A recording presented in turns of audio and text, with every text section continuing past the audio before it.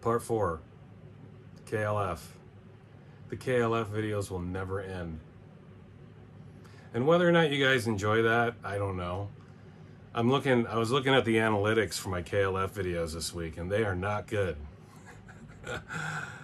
I mean, you can post videos. It's so funny, YouTube. You post things and you think you've got a slam dunk and you're going to get all kinds of views right away.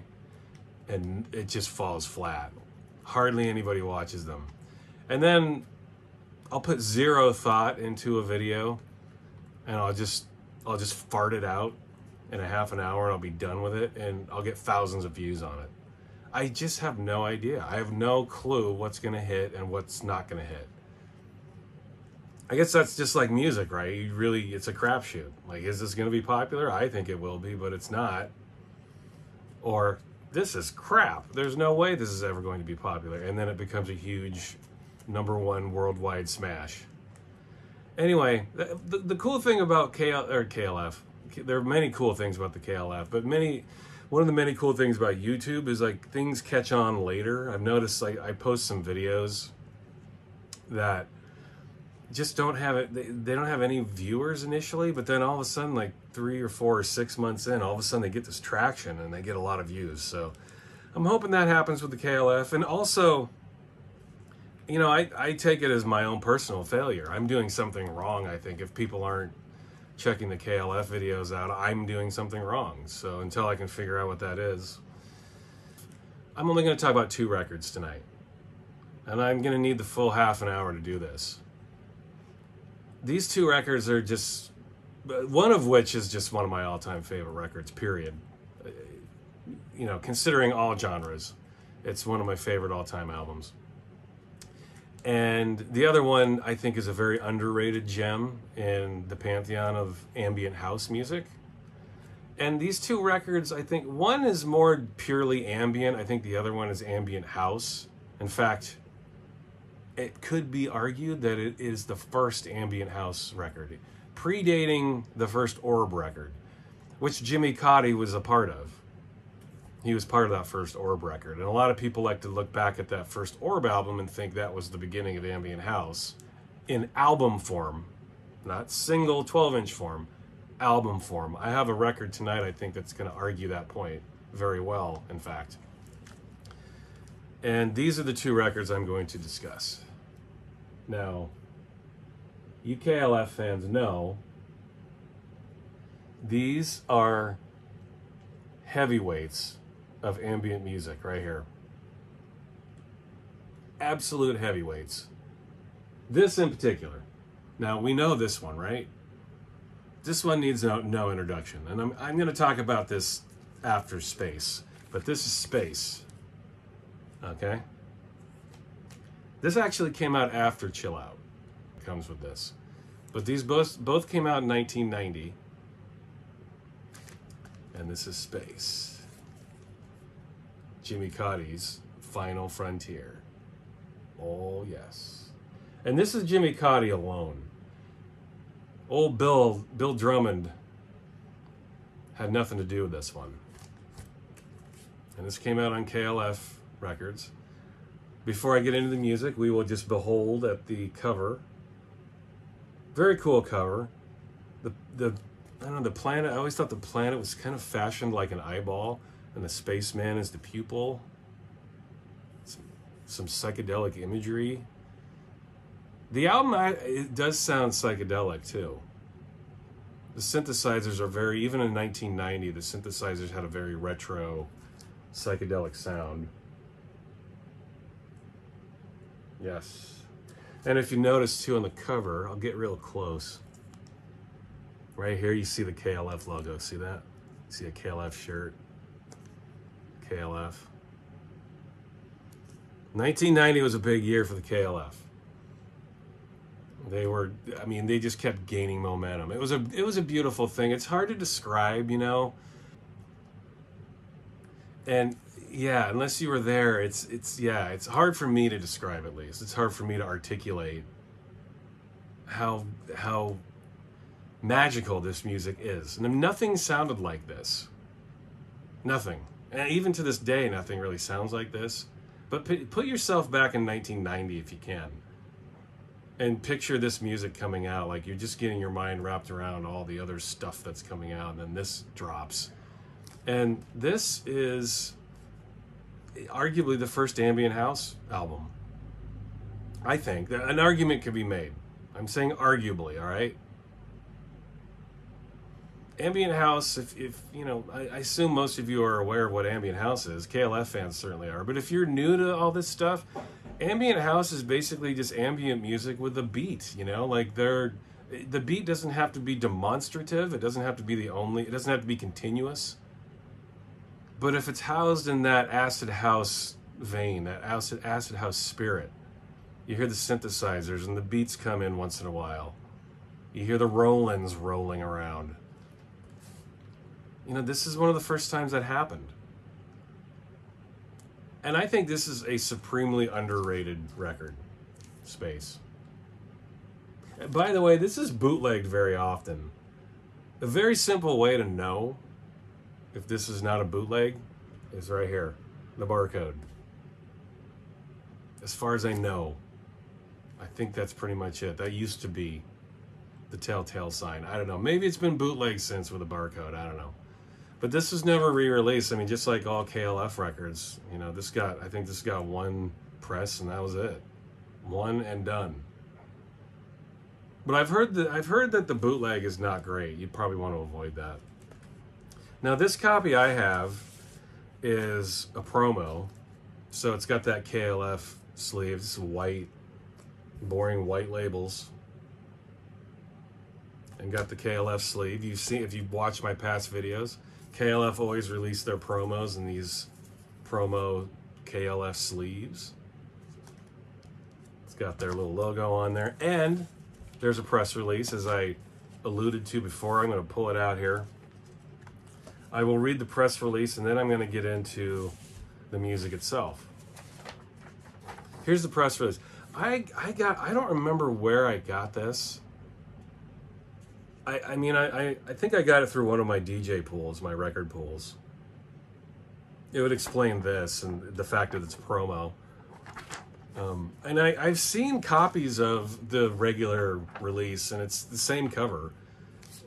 You know, I think Cauty, he released the promo with this cover, but then put this in as the inner sleeve. I don't think the commercial releases have this KLF inner sleeve. It just has like a generic paper inner sleeve, I think.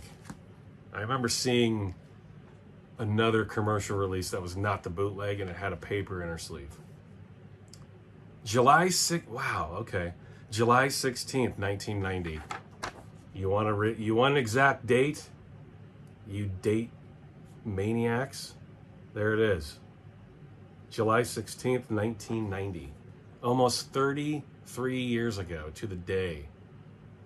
Wow, God, I've had this record a long time. Whew, I feel old, man.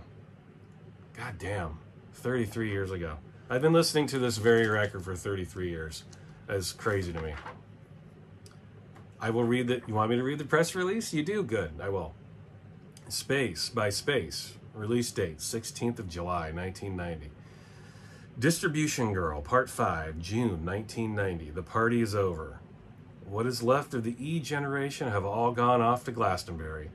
Distribution Girl sits on the floor alone. It's 3:23 a.m. The TV lies broken in the corner. An empty record deck spins silently by her bed. Last year's flyers lie scattered across the floor. Was there any point to any of it? Was a half-formed thought that almost drifted across her brain? She picks up the unopened album mailer. She already knows what's inside. Can she be bothered opening it? She does. A KLF Communications promo LP and press release. She shuffles off to bed. Lying there, she attempts to read the press release. Space, a 40-minute roller coaster ride around the solar system, written and produced by Jimmy Cauty. Originally intended to be the Orb's debut album. You hear that? Originally intended to be the Orb's debut album. Now simply Space by Space, following the split of the Orb in 1990, April 1990. How boring, another group splits. The press release rants on. The odd line caught her eye. Concept album. Ambient house spectacular. solar eruptions, as if anybody is going to be interested at this late stage. The ultimate trip. 2 12-year-old children are accidentally launched into space. Mercury, Venus, Mars, Saturn, Uranus, Pluto, Jupiter, Neptune. A virtual reality soundtrack. By the way, that's the track listing of the album, even though the track listing is not mentioned on any part of the album. It's basically 8 tracks, all the planets, with the exception of Earth. And this is back when Pluto was a planet, not a dwarf planet like it is now. She puts on her headphones, lets the needle drop on the record, pulls the light cord above her bed, and lies back into the darkness. 35 minutes later, Distribution Girl's hurtling through the void, re-entering the Earth's stratosphere at 36,000 miles per hour. Her bed is shaking violently. The room is spinning out of control. She tries to reach for the record player, but it has turned into a bank of retro rocket booster controls. The re-entry roar is almost too loud for even her ears to take. Finally sucked from her capsule, Distribution Girl is falling through the clouds. The only sound is that of her heartbeat. The Pacific Ocean is approaching at 23 feet per second. Plop. Okay, so that's the press release. July 1990. There will be no arguments about the date on this one. This is an underrated ambient classic. Not because it's Jimmy Cauty, not because it's merely the KLF, but because the album's really fucking good. And I remember, I think it got overshadowed a bit when Chill Out came out. And, you know, you can understand why. Chill Out, it's a bona fide classic now, and Chill Out was well received then, too. It's not an album that was ignored at the time. It's not an album that was underappreciated at the time. People really loved Chill Out when it came out. And they still love it. Chill Out has always consistently been a great and loved record since the day it came out.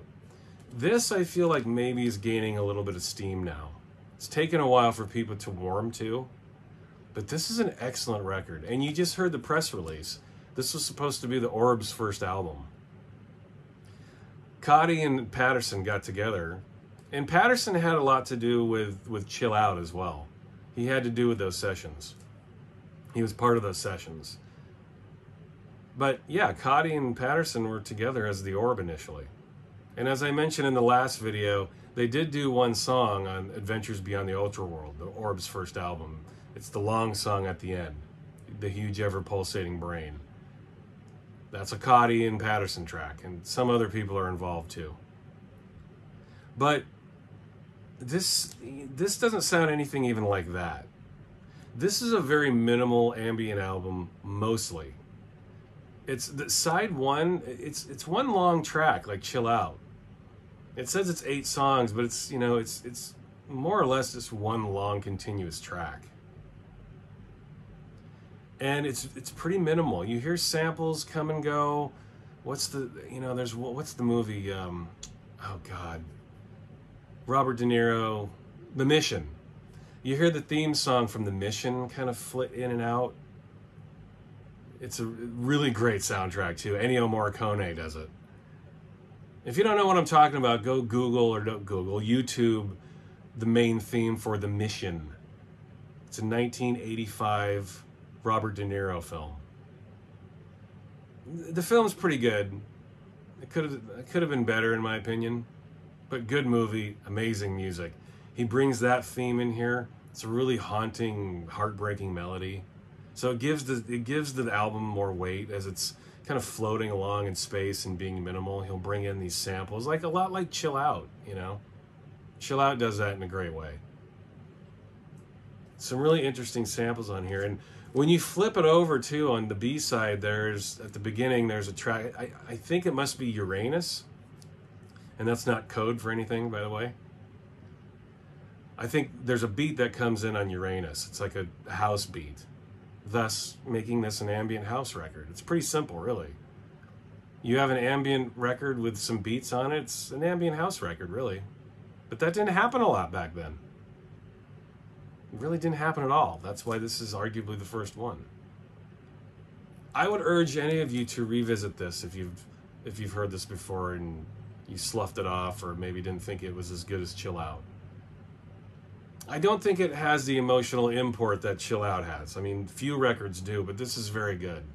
And if you haven't ever heard this, you need to. And you know, I did look this up recently, and this is not an easy record to find. It's you can't stream it. It did come out on CD, but even the CDs are hard to find.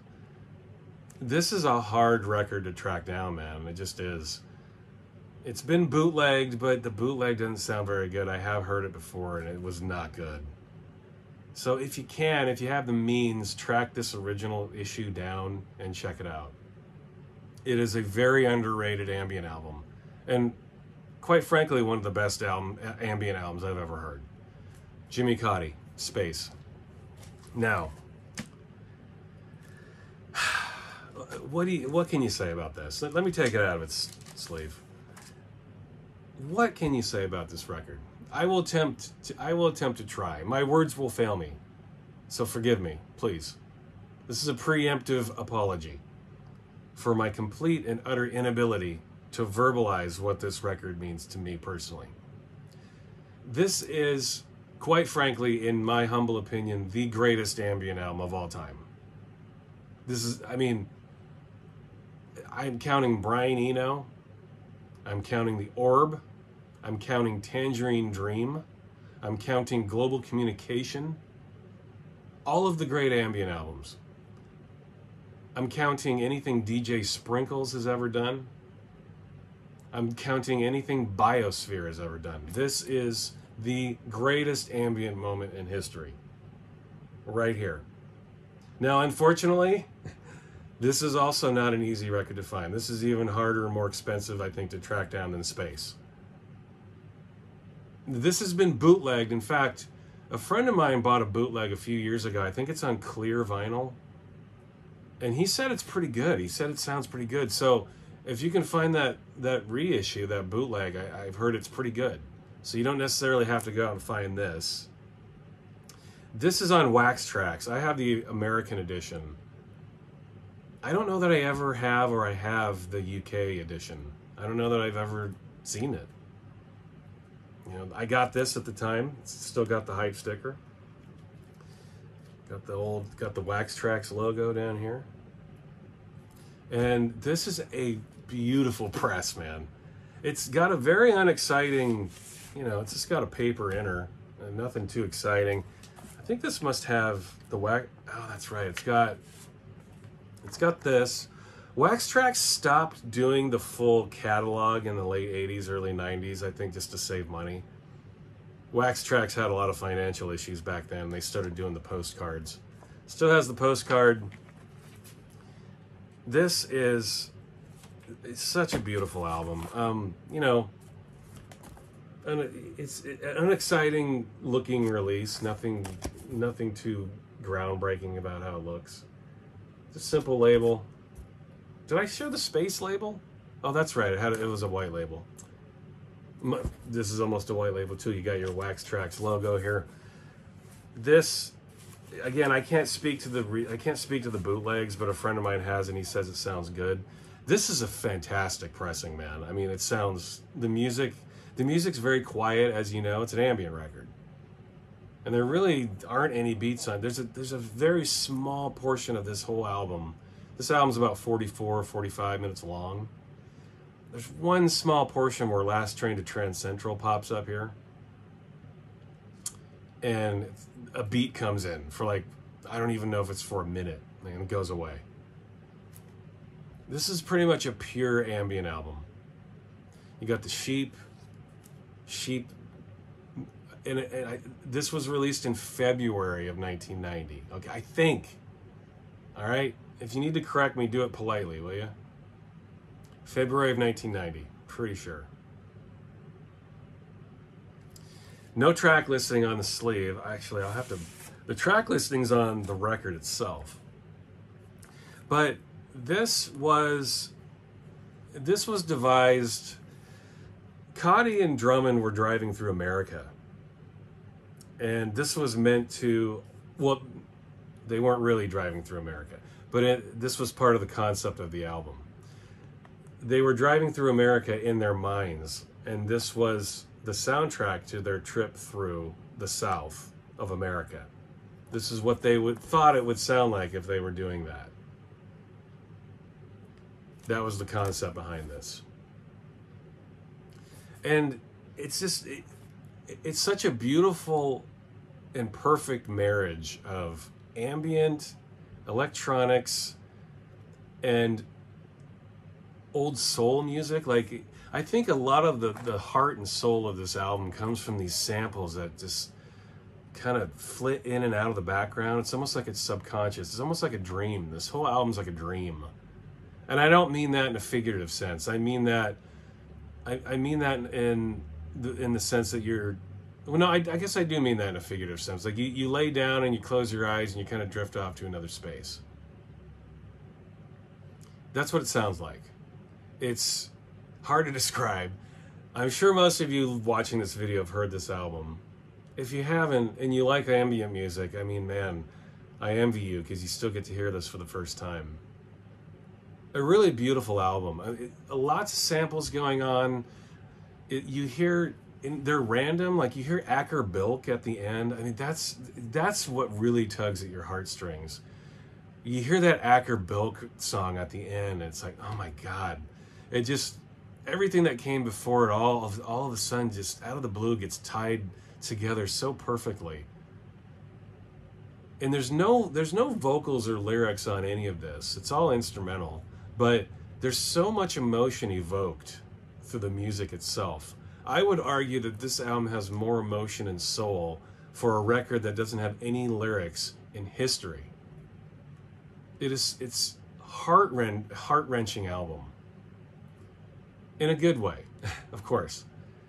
But they say so much with this record, and they never say a single word. Do you understand how hard that is to pull off? It's unprecedented how Drummond and Cauty are able to do that here. And as I mentioned before, this is a 45-minute song. It's like a mix album. It's not, it never really stops. It's just one song flows into another. And flawlessly at that. It's so emotive and such a gorgeous, beautiful, human album, and you never hear any voices. Well, no, wait, I'll take that back. You do hear some voices in sample form. Like they sample, Fleetwood Mac pops up, Jesus Loves You pops up. Jesus Loves You was Boy George's side project. They sample After the Love.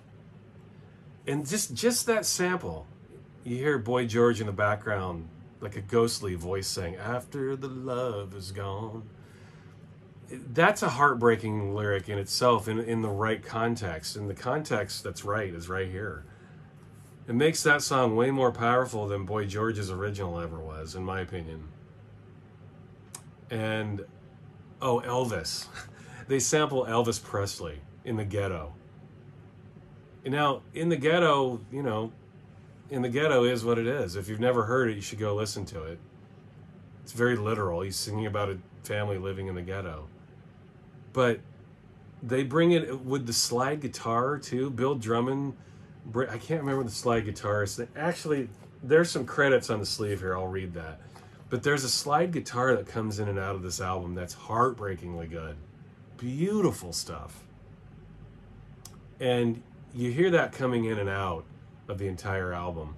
And toward the end of side one, in fact, the name of the song, I think, Elvis on the Radio, Steel Guitar in My Soul. Oh, what a great song, man. Arguably the best song on here. It does all flow together, but the song, there are track listings here. That song, there's original steel guitar, pedal steel guitar playing, and then you hear Elvis's voice coming in and going back out, and then coming back in, and you hear a train in the background. It's just very emotional stuff. You wouldn't think it would be, but it is. Let me run down this track listing for you. And it's dark in here, forgive me. I might not be able to read this very well. Brownsville, turn around on the Tex-Mex border. Pulling out of Ricardo and the dusk is falling fast. 6 hours to Louisiana, black coffee going cold. Dreamtime and Lake Jackson. Madrugada Eterna, which was a song they released on a 12-inch that had like 10 copies released, or some ridiculously low number. I know you literals out there, I know it wasn't exactly 10. I'm just saying that to illustrate that there were very few copies made. Justifying Ancient seems a long time ago. Elvis on the radio, steel guitar in my soul. 3 a.m. somewhere out of Beaumont. Wichita Lineman was a song I once heard. Transcentral, lost in my mind. The lights of Baton Rouge pass by. A melody from a past life keeps pulling me back. Rock radio into the 90s and beyond. Alone again with the dawn coming up. That reminds me too, I think is it rock radio into the 90s and beyond? That might be Fleetwood Mac. One of these tracks, I can't remember, it's got a sample of a radio, someone on the radio reporting that people had been killed in a car accident. Very spooky. Again, very emotional stuff for an instrumental album. It's proof positive that if you have a well-placed sample and the music that's swelling around it is really excellent and well sequenced and well produced and mixed, it can be a really powerful, moving experience, as this album undoubtedly is. Let me read the very sparse credits here.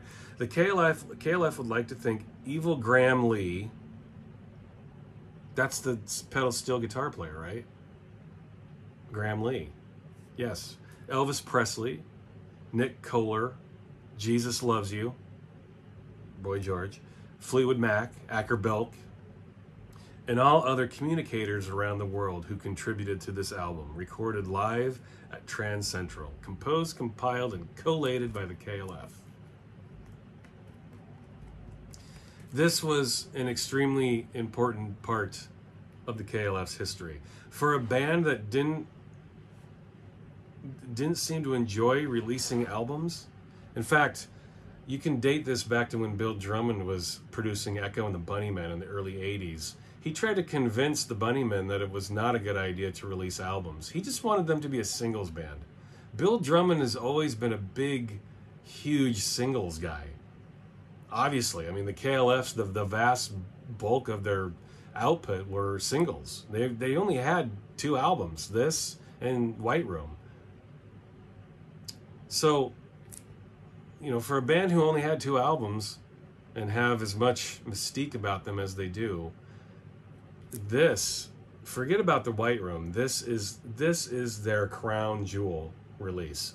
This is their best release. This is their, really, I think, their only essential musical release. Everything they did as artists, I think, is essential. But that's nothing you get to own. Those are ideas. That's just art. This is something you can own and have in your possession. I think this is their greatest achievement. This is one of the greatest records of all time by one of the greatest bands of all time. I'm holding it in my hands right now. If you have never heard this, you just have to do that. You have to listen to this. It's an extremely important record. And I told you words would fail me, and that happens when something that you hold so dear to your heart exists. I listened to this album and I turned to goo even to this day. From the first day I heard it until the last time I heard it. It always renders me helpless. It's always a very gut-wrenching experience, a very emotional experience, very heartwarming, heartbreaking. Makes me feel happy, it makes me feel sad, makes me feel strong, it makes me feel vulnerable. It's a total dichotomy, like most of everything the KLF did, a total dichotomy. And how beautiful is that? How intensely difficult is that to pull off? The KLF do it here. They absolutely do it here. One of the great albums of our lifetimes. Chill out. And that's all. Thanks for watching.